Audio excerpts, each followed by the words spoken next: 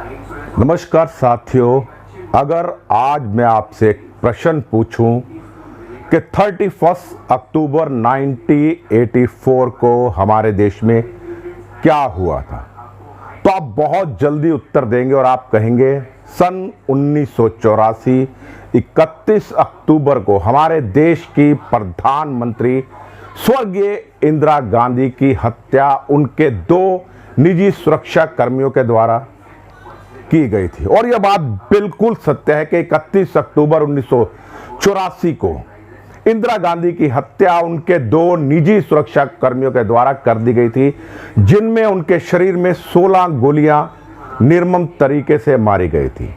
और उसके बाद अगले ही दिन उनके बड़े बेटे राजीव गांधी जी को देश का प्रधानमंत्री नियुक्त कर दिया गया।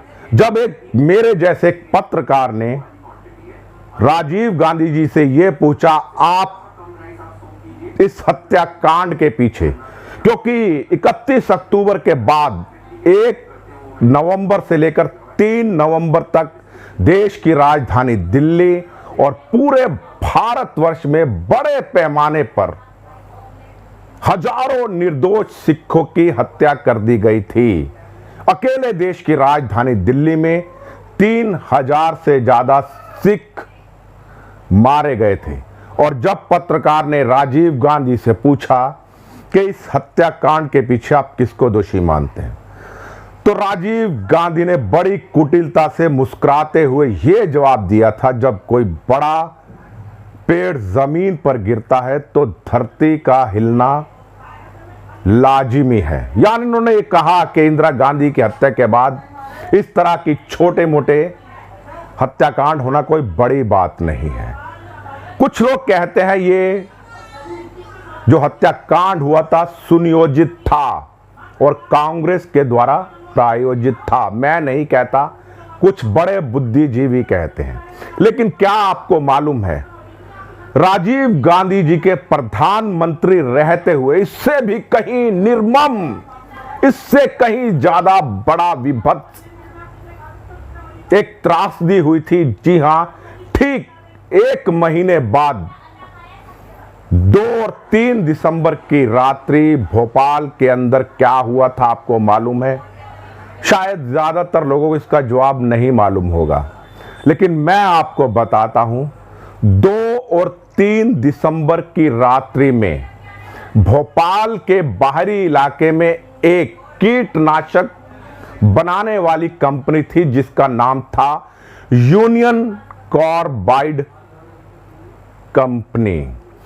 और उस कंपनी के जो सीईओ है उसका नाम था वारेन एंडरसन। क्या हुआ था उस रात को? अचानक ही यूनियन कार्बाइड के टैंक नंबर 610 में प्रेशर बढ़ने लगा और उसके अंदर टैंक में जो गैस थी तकरीबन 45 टन, उसमें था मिथाइल MIC नाम का एक केमिकल था जिसकी पूरी फुल फॉर्म है मिथाइल आइसोनिएट। अचानक उस दिन उस टैंक में सफाई के दौरान जो पाइप था उसमें से पानी रिसकर उस केमिकल के टैंक में चला गया और टैंक में अचानक से प्रेशर बढ़ने लगा। 3 साल पहले भी एक रिपोर्ट जारी हुई थी कि ये जो पाइप है, गैस पाइपलाइन के पाइप हैं, ये पुराने पड़ चुके हैं, इनके वॉल्व भी खराब होने की स्थिति में है। लेकिन यूनियन कार्बाइड के कर्मचारियों ने इनको अनदेखा करा और वो पाइपलाइन और वॉल्व नहीं बदले। नतीजा हुआ उस रात अचानक प्रेशर बढ़ने की वजह से वो जो जहरीली गैस थी MIC मिथाइल आइसोनेट उस टैंक से लीक हो गई। और उस दिन जो हवा चल रही थी वो चल रही थी दक्षिण पूर्व की तरफ। और जब ये जहरीली गैस निकली तो आपको मालूम है उस जहरीली गैस की जद में आने से उसी रात को 4000 निरपराध लोगों ने तड़प तड़प कर दम घोटू जहरीली गैस में अपने प्राण त्याग दिए थे। 3000 से ज्यादा जानवर उस जहरीली गैस के प्रकोप में मारे गए थे। और गैर सरकारी आंकड़ों के अनुसार कम से कम 2 दिन के अंदर 15,000 से ज्यादा लोग मारे गए थे। उस वक्त भी देश के प्रधानमंत्री स्वर्गीय राजीव गांधी थे। यानी मां की हत्या के बाद निर्दोष सिखों की हत्या हुई और उसके बाद जब प्रधानमंत्री थे, मैं यहां खास तौर पे स्वर्गीय प्रधानमंत्री राजीव गांधी जी का नाम क्यों ले रहा हूं, इसके पीछे भी एक कहानी है, वो मैं आपको बाद में बताऊंगा। किस तरह उस जहरीली गैस से दम तोड़ तोड़ कर बच्चे, बुजुर्ग, पुरुष, महिलाएं सिसक सिसक कर कीड़े मकोड़ों की तरह मर रहे थे। जैसे कीटनाशक दवाई जब खेतों में छिड़की जाती तो आपने देखा होगा मक्खियां बिनबिनाती हुई उड़ती हैं और मर जाती है। ठीक इसी तरह से सैकड़ों हजारों इंसान अपना जीवन खो रहे थे। कई लोगों ने वहां भरसक कोशिश करी उनको बचाने की, गीले रुमाल लेकर। आप ये पूरी कहानी रेलवे मैन नामक एक फिल्म आई है, उसमें आप देख सकते हैं किस तरह से उस फिल्म में दिखाया गया किस तरह रेलवे ने अपनी जिम्मेदारी निभाई।